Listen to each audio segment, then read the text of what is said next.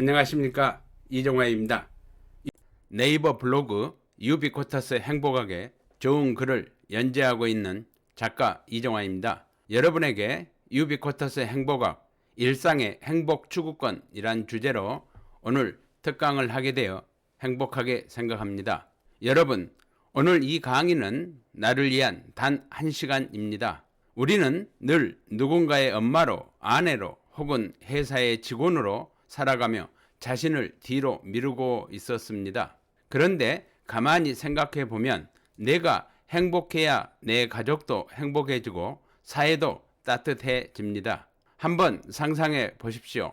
아침마다 가족을 위해 준비하던 손이 오늘은 나 자신을 위해 따뜻한 차 한 잔을 올려놓는 모습. 그 짧은 순간이 바로 행복의 회복입니다. 실제로 백화점 문화센터에서 만난 52세 김은정님은 이렇게 말씀하셨습니다. 아이들 다 키우고 나니 내 삶은 없었어요. 그런데 이 강의에서 60분 동안 나를 다시 만났어요. 그분의 눈빛이 반짝이던 순간을 저는 잊을 수 없습니다. 행복은 먼 곳에 있지 않습니다. 오늘 이 자리에 앉은 여러분 한 분 한 분이 그 주인공이십니다. 지금 이 시간만큼은 자신에게 괜찮아, 나는 오늘 행복을 선택했어 라고 말해보세요. 혹시 기억나십니까?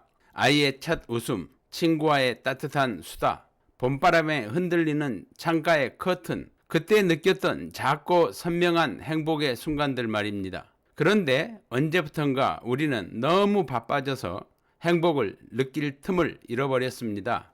46세 여성 고객분은 이렇게 말씀하셨습니다.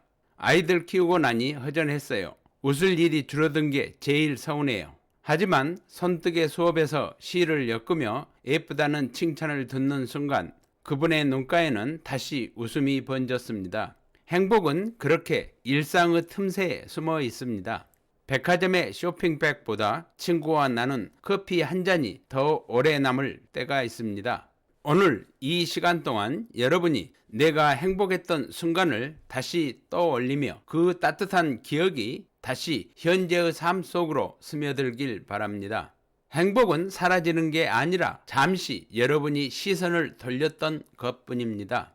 행복은 어디에나 존재한다. Ubiquitous happiness. 이 문장은 제가 지난 30년 동안 전 세계를 돌며 깨달은 삶의 진리입니다. 유비쿼터스 행복학은 인문학과 경영학, 철학이 융합된 실천적 학문입니다. 일상 속에서 행복을 찾고 만들고 나누는 기술입니다. 55세 최미선님은 문화센터 수업 중 이렇게 말씀했습니다. 요즘엔 예쁜 옷보다 친구랑 커피 마시는 시간이 더 행복해요. 그분은 더 이상 행복을 소비하는 사람이 아니라 행복을 경험하고 실천하는 사람이 되셨습니다. 오늘 여러분의 쇼핑도 소비도 단순한 지출이 아니라 가치 있는 경험 투자가 되길 바랍니다. 유비쿼터스 행복학은 결국 삶을 바꾸는 태도의 학문입니다. 행복은 어디에나 있지만 그것을 발견하는 눈은 연습이 필요합니다. 내가 마지막으로 나 자신을 위해 뭔가를 한 게 언제였을까?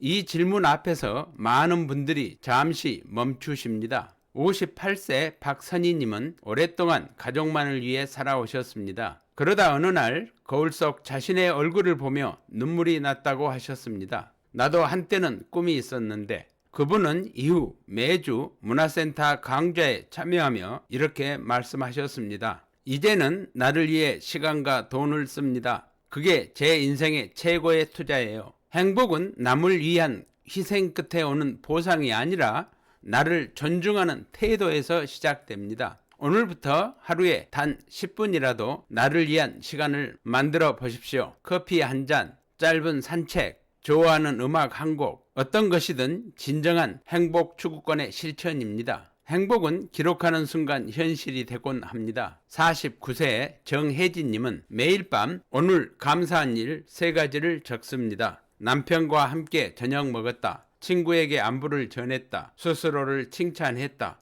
이 간단한 습관이 그분의 인생을 바꾸었습니다.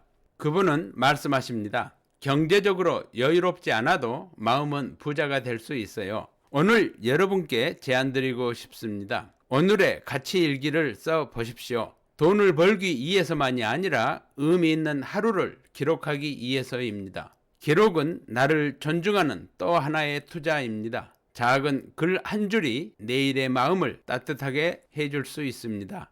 행복은 한순간의 감정이 아니라 꾸준히 길러야 하는 습관의 근육과도 같습니다. 43세 유지연님은 대기업을 그만두고 꽃가게를 열었습니다. 그분은 이렇게 말씀하십니다. 행복은 돈이 아니라 내가 선택한 삶의 리듬이에요. 그분의 행복 비결은 4P에 있습니다. 첫 번째 P는 purpose, 삶의 이유, 꽃을 통해 사람에게 미소를 주는 일. 두 번째 P는 practice, 매일 새벽 꽃 향기로 하루를 시작하는 루틴. 세 번째 P는 people, 고객 한 분 한 분에게 진심으로 인사하기. 네 번째 P는 positive mind, 실수가 있어도 오늘도 잘 해냈다고 스스로 다독이는 것입니다. 행복은 이렇게 매일의 연습 속에서 단단해집니다. 여러분의 소비 습관에도 이분과 같이 4P를 적용해 보십시오.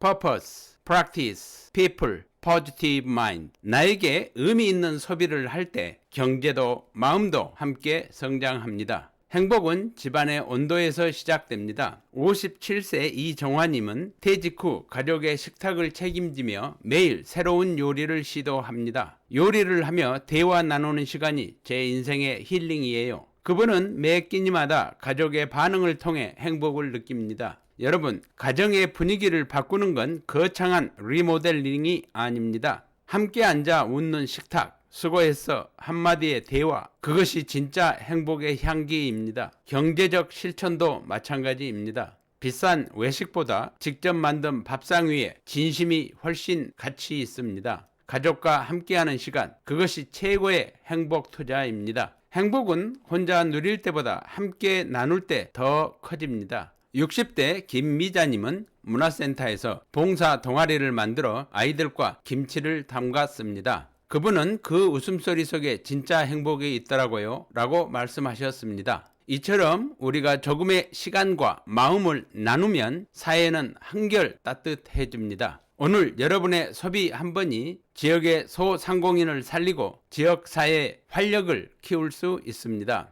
스마트한 소비는 단순한 전략이 아니라 공동체를 살리는 투자입니다. 여러분의 행복은 곧 사회의 행복입니다. 45세 박수진님은 늘 가족의 뒷전에서 살았습니다. 그분은 어느 날 행복 추구권이라는 말을 듣고 눈물이 났다고 합니다. 저도 행복을 추구할 권리가 있다는 걸 처음 알았어요. 그분은 이후 매달 한 번 자신을 위한 행복 예산을 세우기 시작했습니다. 꽃을 사고 책을 사고 강의를 들으며 자신을 되찾아 갔습니다. 여러분, 행복은 누가 대신 만들어주는 게 아닙니다. 여러분의 선택이 곧 행복입니다. 이제는 내 행복은 내 책임이다 라고 당당히 선언하십시오. 그 선언이 바로 경제적 실천이며 삶의 존엄을 다시 세우는 첫걸음입니다. 마지막으로 여러분께 한 가지 제안을 드리고 싶습니다. 지금 마음속으로 조용히 따라해 보십시오. 나는 오늘부터 나에게도 행복할 권리가 있음을 믿습니다. 이 한 문장이 내일의 태도를 바꿉니다. 행복은 선택이자 습관입니다. 오늘 강의에서 느낀 마음의 온기가 여러분의 하루하루를 새롭게 비추길 바랍니다. 여러분의 소비, 여러분의 미소, 그리고 여러분의 삶이 이제는 모두 행복을 창조하는 투자가 되시길 진심으로 응원드립니다. 오늘 이 강연이 여러분의 삶에 행복의 작은 불씨가 되기를 바랍니다. 여러분, 이제 함께 외쳐보실까요? 행복은 유비쿼터스입니다. 지금 여기서 시작합니다. 나의 행복은 유비쿼터스입니다. 나는 언제 어디서나 무엇을 하고 있든지 행복합니다. 여러분 모두가 유비쿼터스 행복학으로 100세까지 건강하게 행복하기를 기도하겠습니다. 여러분의 오늘이 어제보다 더 풍요롭고 내일이 오늘보다 더 행복해지기를 축원합니다. 감사합니다.